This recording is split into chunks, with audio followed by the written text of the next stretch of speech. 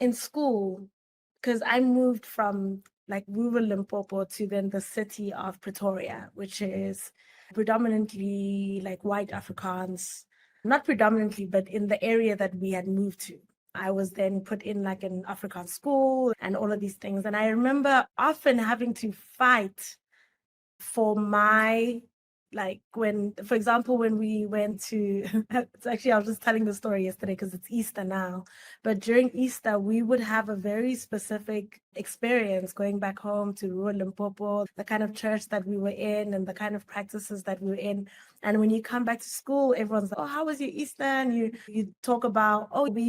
we had all these like ceremonies and rituals and it was on a mountain and all of this.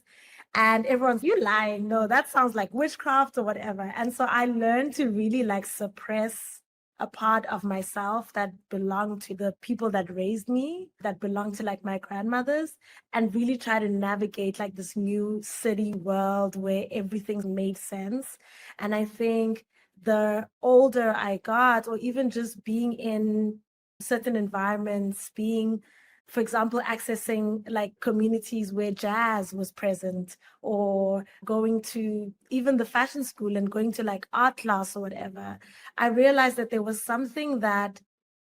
needed to be told, needed to come forward, needed to have a place, something that had been like suppressed in me for quite a long time and that I wasn't necessarily ashamed of, but was always told that like it wasn't okay, or it wasn't, or it didn't belong. So I think there's a sense of belonging that moving away from home, which is Limpopo, kind of, there was like a disruption, I feel, that really haunted me as an adult. And I was very adamant on telling stories that could give that memory